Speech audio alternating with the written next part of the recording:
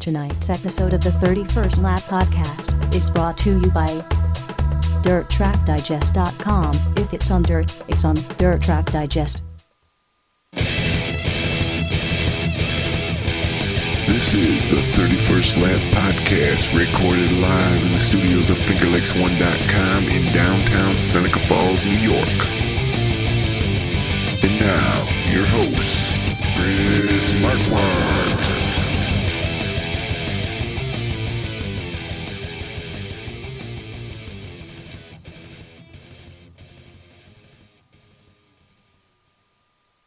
We are live. Here we go.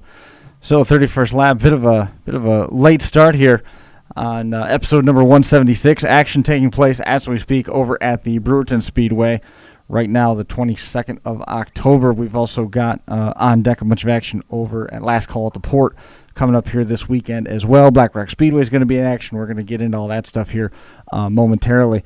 We'll talk a little bit about some of the Super Dirt Series action that we saw over the weekend as well, where Kerry Terrence came away with the win and up at the Brockville Fall Nationals. But first, before we do that, Paradise Speedway opening up one more time here this weekend as we get late into the racing season. And we're going to bring on right now Wayne Ellison, who is promoting what I believe is one of the first derbies in a long time over there at Paradise Speedway. Wayne, man, welcome to the show. Hey, thanks for having us on, guys. Hey, no problem.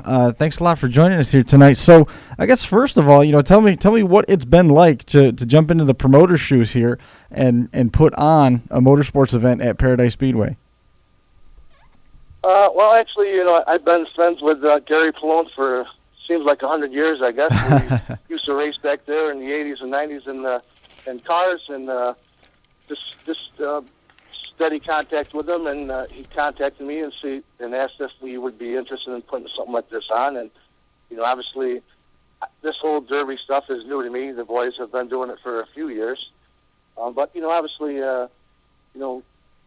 being around this kind of motorsport stuff is it's kind of the same old thing. It's just it's a little different venue. So we're going to try to put on a good show for everybody, and I'm listening to for a lot of the comments back and forth, and hopefully we can put on a good show and have a good bunch of people, have a good bunch of cars over there. A couple things that I'm doing a little different, I guess, is some raffles for the guys that are going to be driving. They don't have to pay as soon as they come in and get the car inspected. We're going to give them a ticket and a huge amount of supporters from the local vendors and business guys. Paradise has always been like a fun place to go. I think a lot of people miss that track over there. Like I said, we got a lot of supporters, so hopefully everything turns out well.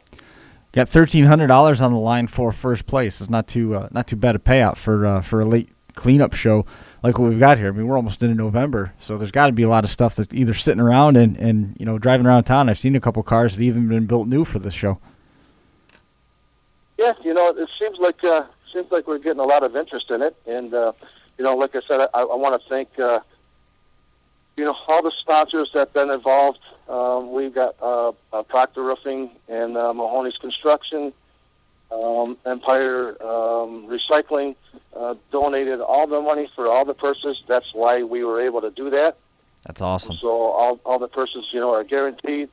And I even put on there that if we get 20 or more cars, we'll raise the purses. That's excellent. I mean, usually you see promoters going the other way with it. We talk a lot about Demolition Derby here on Finger Lakes 1 on Monday nights with Crash Course Podcast. This striking a little bit closer to home with Paradise Speedway being the focus of it. And at this time of year, everybody looking to go deeper and deeper into the racing season. Paradise changing gears a little bit and instead going the way of the Demolition Derbies. And how important is it to get some help in terms of generating that purse, and so that you don't have to charge so much of the back gate, so you don't have to be so reliant on crowd count, and you can just sort of take a little bit of that pressure off and just focus on promoting and getting the word out versus having to knock on doors and trying to raise money. Yeah, it's been great, and I think that's one thing that I've taken from the racing, because that's how the weekend warriors, the racetracks, they're mostly sponsored. So That's one thing that I kind of been involved with. I know how all that works. I know how to go out and get some of that revenue in here and hopefully help the track out. I know he's had a really tough year over there. Just took it back over in March this year, and it's been a tough go for him. So hopefully this will help him, at least pay some bills at the end of the year. Also, I like what you did with this show. Most of the Derby events that you see late season end up coming around, and you've got a provision in there that we're going to pay X amount of money based on so many cars. You're coming in and saying, this is how much we're paying, but if we get a significant increase or over a particular number, we're going to add more money to it, go in the reverse way, and that's got to be generating some interest for you. Yes, like I said, I've raced for 25 some odd years, so I get it. And it kind of blows my mind when I go in to these derbies, and these guys all think they're going to get X amount of dollars, and they sometimes get half. And that sucks. But at the same time, I understand where the promoters are coming from too. I mean, obviously, you can't lose money. So that's kind of one of the things that I looked at was, I know how race cars, the racetracks work, and race cars in general. I mean, most of these guys, they're weekend warriors, and they can't afford to do it on themselves. They got people helping them out, sponsoring them, paying some of the bills for them. So that's kind of the approach that I took, and it seemed to work out well. What's the schedule for Saturday mapping out like? Again, the Derby is going to be the 24th at Paradise Speedway in Geneva.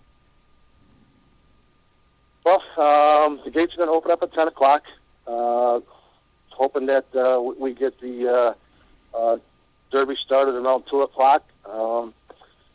Obviously, we're going to start off with a youth run, and I know that it's been hard in this area to see too many youth derbies just because of insurance reasons and stuff like that. But sure, we got that all worked out, and I hope we have a good turnout with that because obviously, that's the future for this class. My kids enjoy doing it, and honestly, it brings out a lot of people. When an adult goes, you bring 4 or 5 people. When a kid goes, sometimes you bring 20, 30 people with you. So, and honestly, we're going to play it from there, or play it by ear.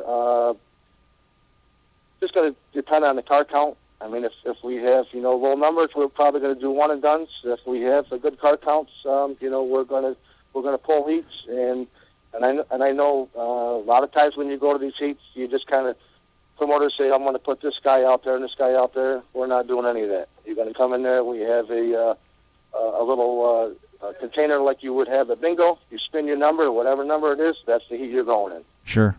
That's the way to do it. There's no appearance of impropriety doing it that way for sure. Absolutely. You talked a little bit about the racing from the 80s and 90s. I remember watching you race during that time frame. Is it still a tease to get back around the racetracks and being around the motors and stuff? I know you've had your hands in a bunch of the pieces that Wayne and Tim have driven successfully on the Derby side of things, but is it a tease at all, or do you stay busy enough to where that itch gets scratched? With the whole race and stuff, I raced probably 3-4 years ago for a friend of mine that passed away with cancer. We had a bunch of people come out and help me out throw a car together, and all the money we raised, we donated to Cancer Society. But I'll tell you what, that was a hard year for me, and I wouldn't go back to it. As much as I love to do it, it's a lot of work, it's a lot of money. You got to have 4 or 5 guys help you all the time, and everybody's got their own things to do. That's one thing I kind of enjoy about the demos. You go when you feel like going. You can afford whatever you can afford, and and it's been okay. It's been good and bad. Working with your kids sometimes is great, and sometimes it's a pain in the ass. So it's a learning experience for all of us. Now, in terms of Paradise, that's a place that holds a rather special place in the hearts of many, many drivers. And what's it like for you to be getting back and bringing a little bit different brand of full-size motorsports, but nonetheless, there's still going to be some full-size cars on the card? Yeah, it actually surprised the hell out of me that, guys that I raced with back in the 80s and 90s over there that have been calling me, and, they're like so excited. I mean, sometimes I forget how old I am because it's like, oh my God, I'm going to bring my grandson over there. I'm like, holy shit, man! I can't believe that we're talking about grandkids. When back then, we were just 20 some odd year old kids out there getting after it, But it's going to be fun to see everybody, and I just hope everybody has a good time. Hope everybody stays safe. I hope everybody enjoys the show. I hope and we put a good show on, and obviously there's things that we're going to learn from, and maybe we can do better in the future. What about getting the chance to if you did it's only been 3 years, but if you did have the chance to get back into the car, I'm guessing it probably wouldn't be a derby car, it would be a race car, right? Absolutely not. I don't know how these guys do it. I mean, I have a tough time turning around and getting out of the parking lot in Walmart. So I don't know how these guys can do this in these derby cars as long as some of these guys have. Now, if you had the chance to get back into something, then you having not being able to get out of the parking lot on your side, would you be looking to get into a race car then again? I mean, I know it's only been 3 or 4 years, but still, would you rather get into a race car or versus a derby car?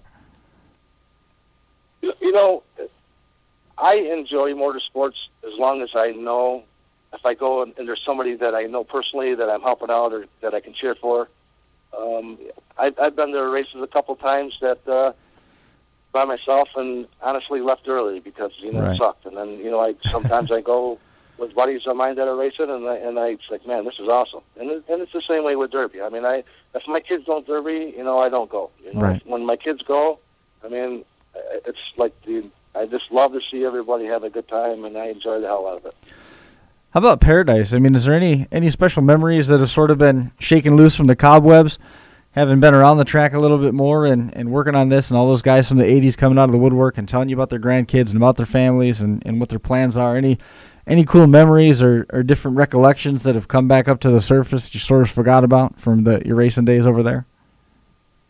Yeah, it's funny you say that because I tell all of the guys that I raced with back then, I swear they must have old timers because I swear I won more races than they have, and they say the completely opposite. So, that's how many cars have you seen wrecked in the derby world that you said to yourself, boy, they'd make an awful nice street stock? I was never a big fan of these big cars. Racing obviously, lighter and smaller. We run mostly. Like Camaro and Nova front right. clips. Sure. But it's I see more of the people that are cringing are the ones that the old school guys that want to drive them down the road and just have cruisers. Sure. That's one thing that I've learned. When you go pick up a car, you never ever tell them that you're going to smash it. Sometimes out of 10, they won't sell it to you. How any exciting stories when you're going to pick up a derby car? No, not too much. I mean, I'm usually the boys go kind of take care of that stuff themselves. It kind of brings back some memories once in a while driving through snow. Go get cars. I remember doing that with race car stuff. But I think anytime out on the road, whether it's race cars, derby stuff, just hanging out. That's what I enjoy. Is there one car that stands out in your mind that you remember as being one of your favorite race cars that you had the chance to drive? No, there was a car that Paradise. It just seemed like you could go anywhere with it, and I sold it to a fellow racer. Maybe some of the old timers may remember. His name was Bobby Lutz. He's been gone here for a few years, and he got in that car, and man, he was just the same way. So, as good as I thought I was once he got in the car, and he was probably 65 or close to that at that time, and he still went out there and kicked everybody's ass. I'm like, yeah, well, I guess it just wasn't me. So that was in the street stock, or that was in the more super stock, pro stock style car? Yeah, that was an old pro stock car we used to race over there. Yeah, that's cool. I mean, I know a lot of people that want to see those full size cars come back to race over there. Now they've got the 4-cylinders, but they haven't really gotten anything larger than that for any number of different reasons. I mean, I remember the Sportsman cars used to put on a great show over at Paradise Speedway. And I think ESS had a hot lap session, a little practice session here not too long ago over the summer where they had a couple cars over there turning laps, and they were just whipping around that place. And even when I go over and watch it, because, it seems like it's a little wider than what I remember. Mm-hmm. It amazes me that, as much racing and cars and passing and stuff that happened on that track. And he still opens the track up every Wednesdays for people that want to come over and practice. And it's almost as full as a race night over there. Yep. It just blows my mind how many people just come over there and enjoy. And sometimes the crew guys get in the car, and I've seen wives out in the car just to kind of go take a few laps to get a little bit of an experience of it. And getting back with Gary, he tells me that he gets stopped all the time and asked about the days when they had race cars there, and if they would ever open the track up for race cars again. How many people say that they would build cars? It's just unfortunate.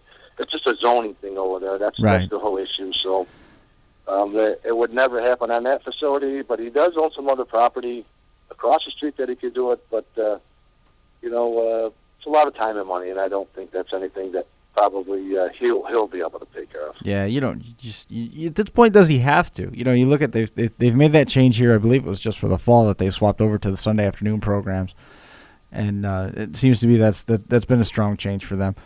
But on top of that, do you have to? If you look at the go-kart program and some of the quad TTs that they have there, the micro sprints, obviously they've been drawing very well there for the last several years. They don't have to necessarily make a change. You've got a lot of people saying, yeah, we'll come. But what they've got isn't necessarily broken. They've got a pretty good program over there at Paradise. Yeah, and I really haven't, spent a lot of time over there. Don't spend a lot of time around motorcycles and go-karts and stuff like that. It is what you like, for whatever reason. It seems like guys that like to race, they kind of stick to their own group, and then the guys that demo, they kind of stick together. They don't really cross too much. So no, they don't.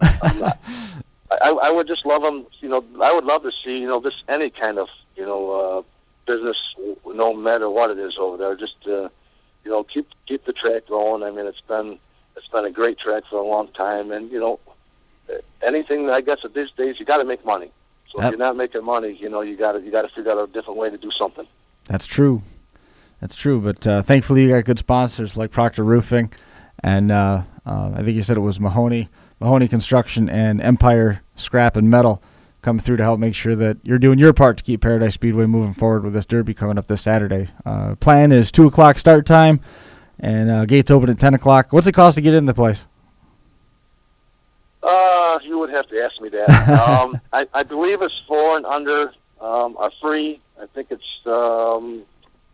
like 13 and under, and senior citizens are 10, and it's anybody else in the grandstand is 15, and it's $25 for the pits.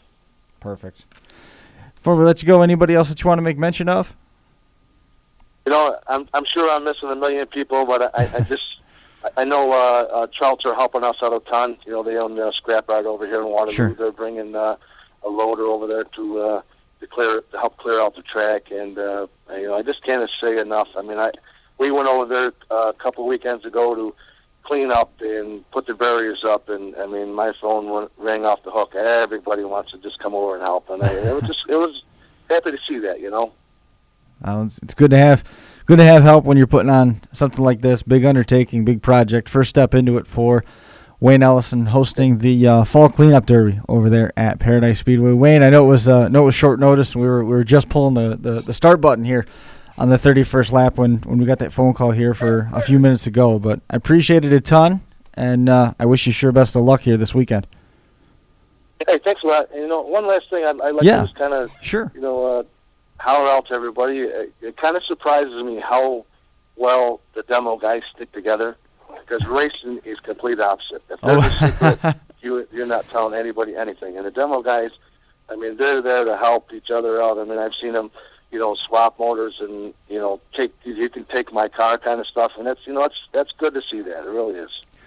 That is one of the things that we like about it, and there's a bunch of derbies coming up this weekend, but you got the chance of doing it right here in the Finger Lakes backyard over there at Paradise Speedway coming up here this Saturday. Wayne, man, I appreciate it a ton. Keep sticking it together and keep moving forward with this show. All right, thanks, Chris. I appreciate it. We appreciate it, man. Take care. Bye. And there goes Wayne Ellison once again, Paradise Speedway, reopening for a full-size activity. Not quite what you expect. They're not going around in a circle, but nonetheless, they're going to have full-size cars over there at Paradise with that Derby action. Over the weekend, shifting gears back to the Super Dirt Car Series, we had some action up there in Brockville Ontario Speedway. It was, it was Kerry Terrence coming away with a win, celebrating his 35th birthday, no less, at the Super Dirt Car Series Fall Nationals at Brockville.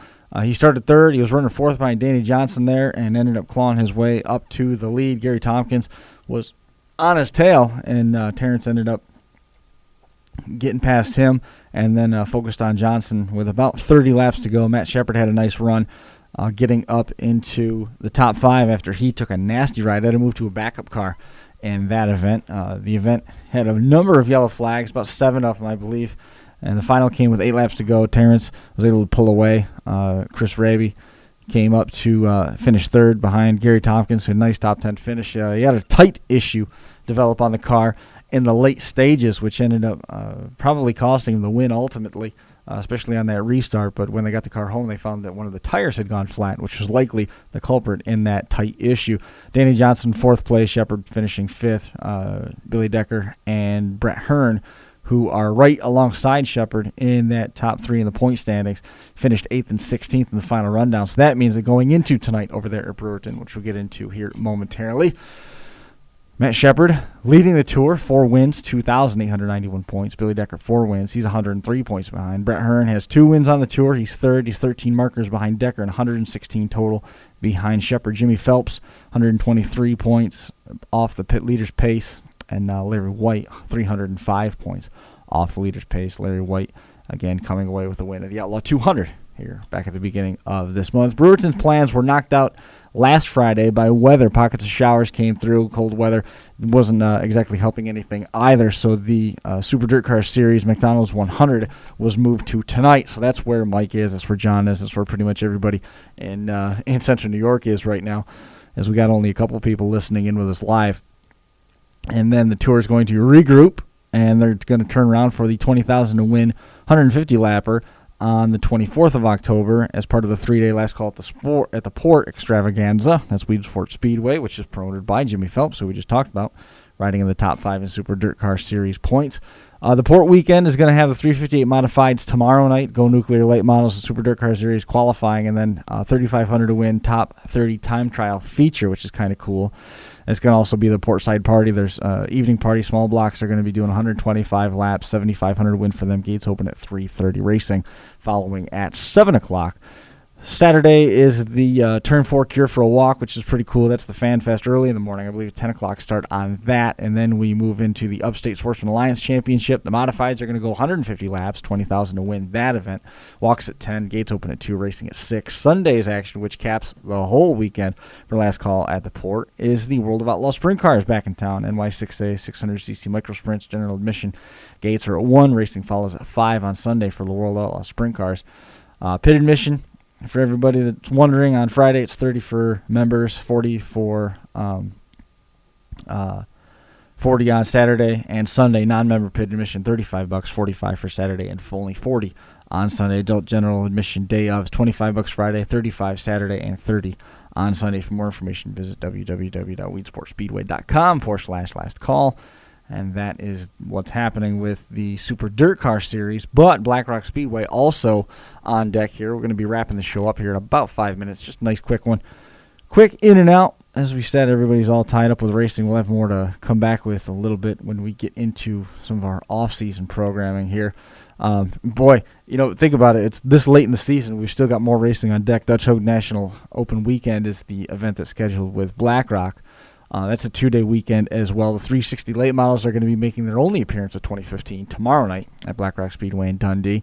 That's going to be part of the opener. That card is going to include the rain-out action from the Onix Summit weekend. The 360s are going to be 25 laps, paying $1,500, $100 to start. Jim Schuyler and Schuyler Chassis have helped open that door to get the late models back over there. Action Friday starts at 7 p.m. Gates open at 4. The card's going to include the 50-lap, 2,500 win 602 Sportsman feature from Onix Weekend. only the qualified cars are going to be able to race in that. So if you're looking to come from the outside or the first time visit to Black Rock or something like that, you're not going to be able to get in on that one. But if you're previously qualified and nobody else shows up, it's going to make it a little bit easier for your run through that 50-lap feature. All the sportsman racers are welcome to compete in another 50-lapper later that night, paying $1,000 to win, $350 for fifth, and $100 to start. A sweep is going to pay you $3,500, not too bad. A special 30-lap street stock special is on deck, $600 to win, 75 laps to start, and that event is going to be held over from September 19th during Onix Weekend, and it's only open to qualified cars. The street stock is also going to have a practice session and then Champions Dash, which is now going to be open to all competitors. Everybody that has a street stock car is going to be able to run in those, but the car must fit Black Rock or Empire 100 rules. The winner is going to take home a piece of power equipment from Supergen Products and Champion Power, and also gives you a guaranteed starting spot in Saturday's Empire 100, provided that you make a qualifying attempt. The dash races are 10 laps long. Only 15 cars are slated to start each, so we have to get up to 30 before we start dicing that field up and splitting them in half.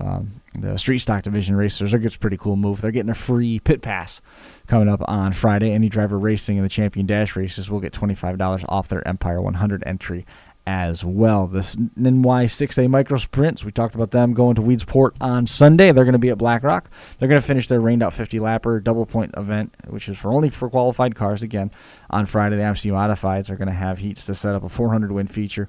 The pit party is also going to be there on Friday. That includes a corn roast, live music, and a bonfire. It's just like the Onix Weekend party that we had here a couple weeks back. The party's going to have a Halloween theme. Prizes are going to be given out for the best costume. Gates open Saturday at 1 o'clock. Racing follows at 5. That card is headlined by the Empire 100. That's the $2,000 to win street stock show, and there's more than $4,000 in lap money and contingency prizes on top of all that. So that's pretty cool. The co-main event of the weekend is the Big Block Small Block Challenge, paying $3,000 to win in the 50-lapper. The Go Nuclear Crate late models are going to be on the card. Black Rock local rules will apply to the rear-wheel, front-wheel drive 4-cylinder challenge event. $250 to win, 25 laps, and then a 100-lap 4- and 6-cylinder enduro was going to cap the night.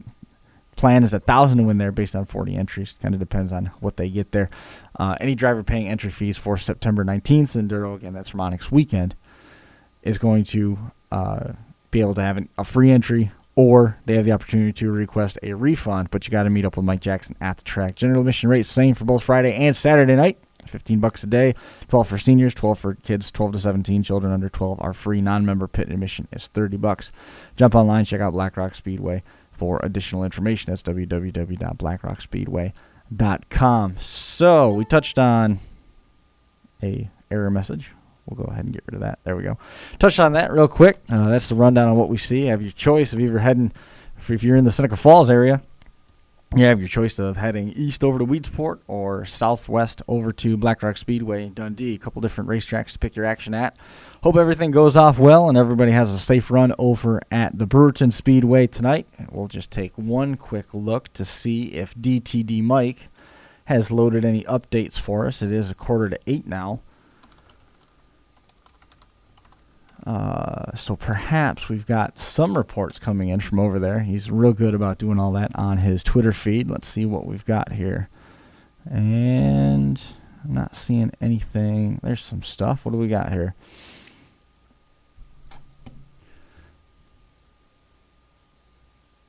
So at this point, it is Decker leading Hearn, Whitaker, Ward, White, Shepard Coffey, and Danny Johnson. It looks like they are about halfway, and he just updated that about a minute ago. Vince Vitale had some problems slowing. Decker was leading with Whitaker and Hearn on his tail. On lap 31, Decker took the lead with a charge off turn 4. And there is another update from him. Looks like we got another yellow flag situation developing. One of the flags slowed on the track. Decker's still ahead of Hearn, Whitaker, White, and Ward. So jump on DirtTrackDigest.com. You'll find DTD Mike. That's at DTD Mike. The update's running down the left-hand side of the page. I think that's going to do it for this edition of the 31st Lap. We appreciate everybody coming in, hanging out with us here tonight, and we'll be back with another show next week. We'll see you then, right back here on FingerLakes1.tv.